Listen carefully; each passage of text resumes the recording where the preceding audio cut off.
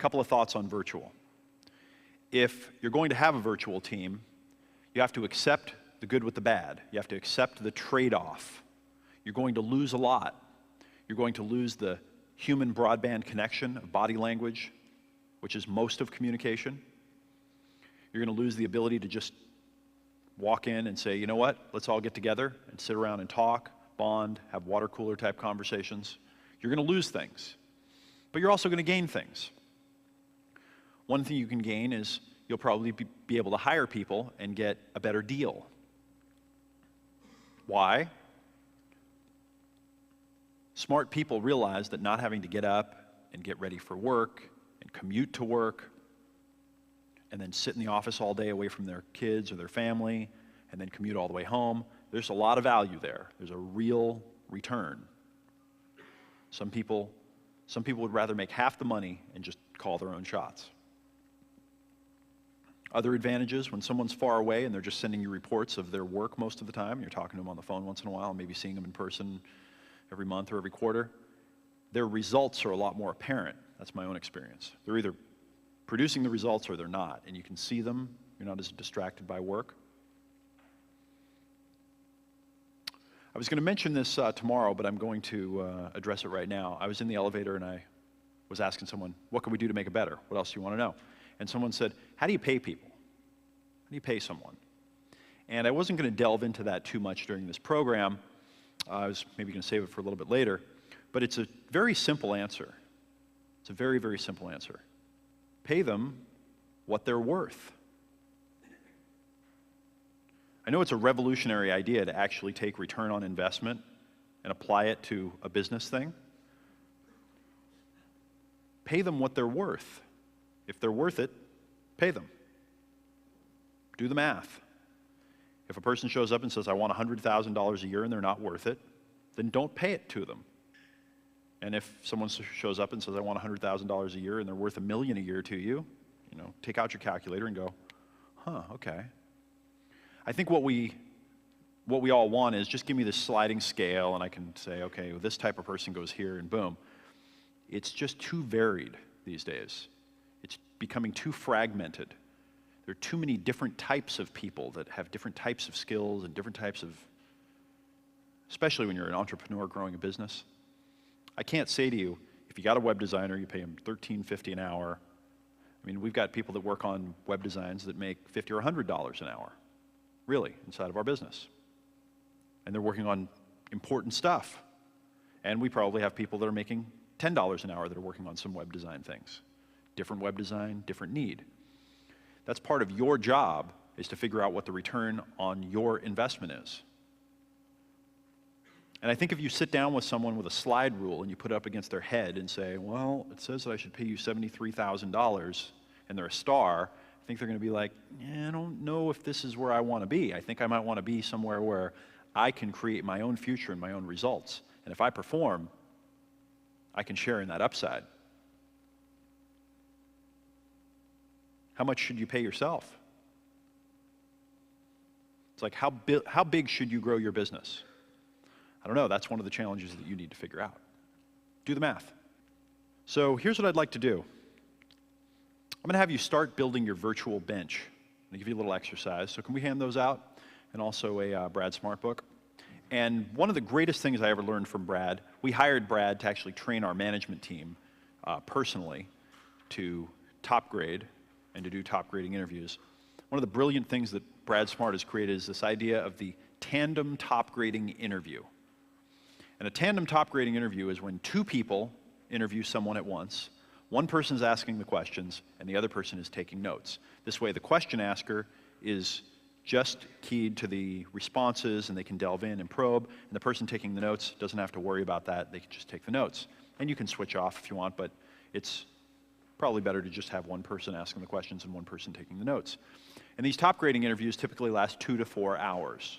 Some of them go longer with some of the people that you're going to interview.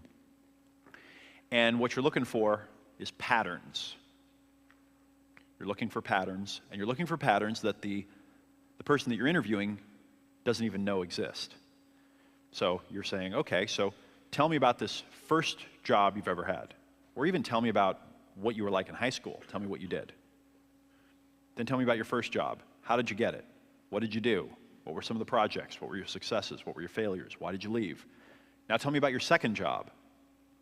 What did you do? Who was your boss? What did you learn? What are the projects you worked on? Why did you leave? And you go through their entire work history, and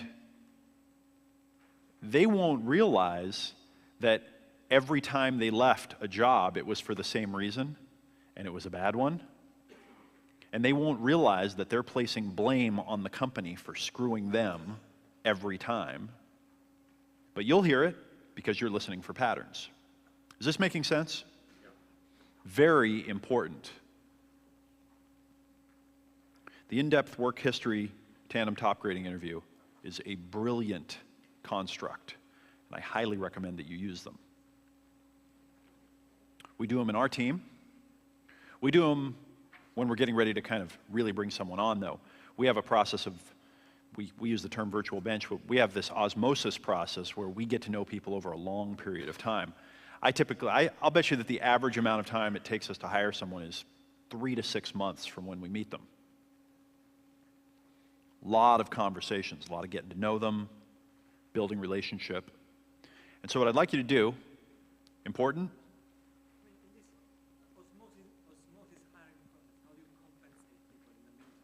How do you compensate them in the meantime? What do you mean in the meantime? Oh, while they're learning? That's another one of those questions that you just got to figure out. Yeah. So as an example there, let's say that you're hiring someone to do web design for you, and you're getting to know them over time. One of the things that I love to do is give people projects, ask them to come help with a project. And if they're a star, it usually works for them and it works for you, because they want to get to know the people on your team and see what you're all about.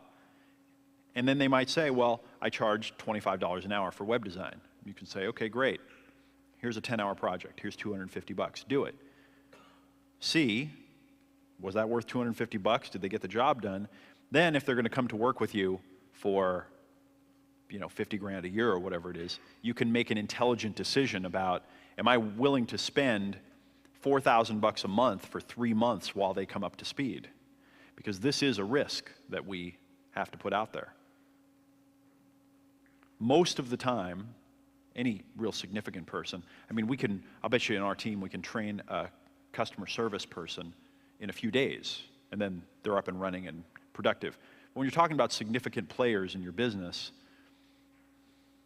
you understand? You can't just have them up and running in a few days and go, oh, you're going to be great, it's going to work out. So there's some risk that you have to take.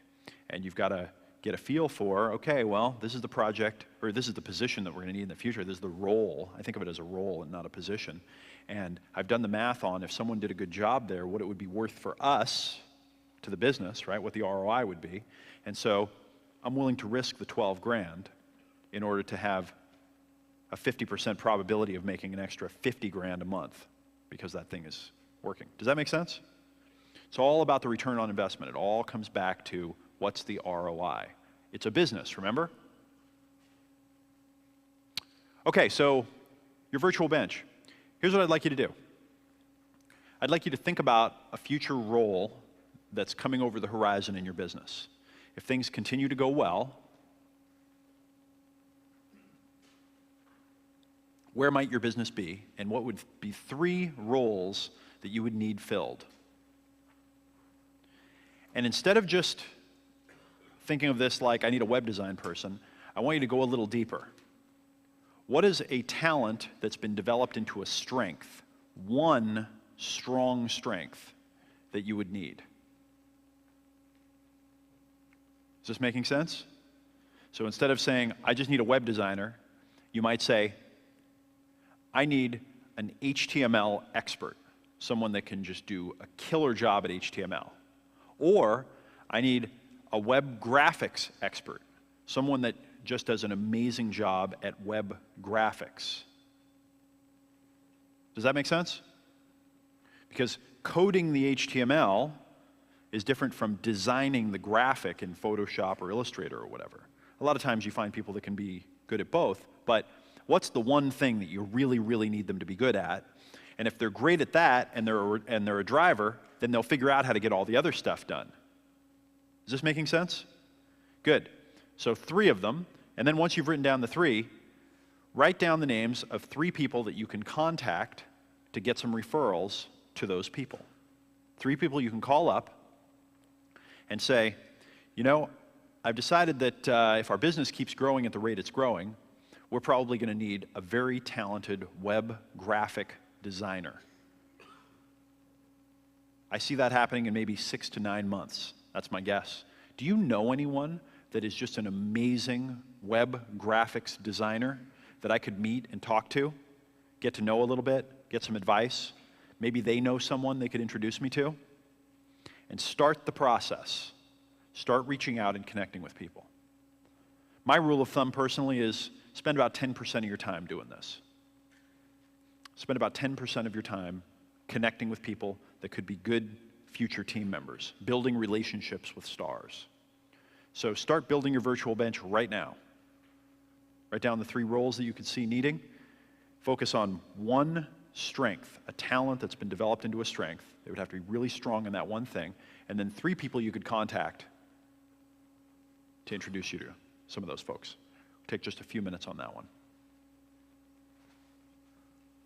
Whenever I'm talking to a group of people, talking with a group of people, one of the things that I try to do is avoid saying things like, you guys, and all of you out there.